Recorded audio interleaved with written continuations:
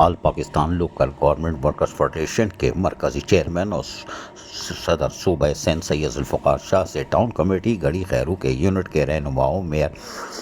سومرو، آصف علی اور دیگر نے ملاقات کر کے انہیں 10 روز قبل تعینات کردہ town officer Muhammad Khan odo کی جوائننگ نہ دینے سے پیدا شدہ صورتحال سے آگاہ کرتے ہوئے کہا کہ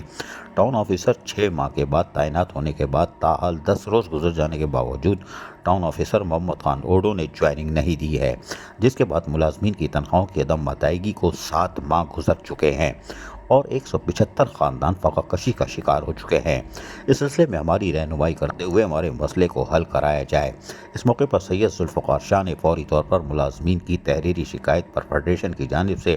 وزیر بلدیات، chief secretary Sindh, additional chief secretary local government اور سیکریٹری لوکل گورنمنٹ بورڈ کو لیٹر دینے کے لیے ملازمین کے وفد کے ہمراہ سندھ سیکریٹریٹ روانہ ہو گئے، جہاں انہوں نے additional chief secretary local government Syed Khalid Haider Shah سے ملاقات کی اور انہیں بتایا کہ پہلے تو 6 ماہ سے ٹاؤن کمیٹی گڑھی خیرو میں ٹاؤن آفیسر کی عدم تعیناتی سے 150 ملازمین 6 ماہ کی تنخواہوں اور 25 پینشنر 6 ماہ کی پینشن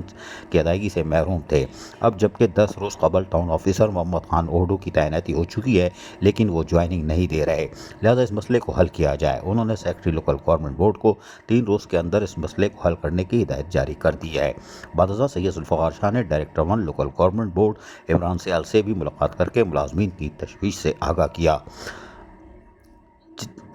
جسے انہوں نے town officer Muhammad Khan odo سے رابطہ کیا لیکن ان کا موبائل فون سوئچ آف تھا۔ انہوں نے چیف سیکریٹری سندھ سے اس سلسلے میں نوٹس لینے کا مطالبہ کر دیا ہے۔ عزیز عارف، KBS بلدیاتی نیوز، کراچی۔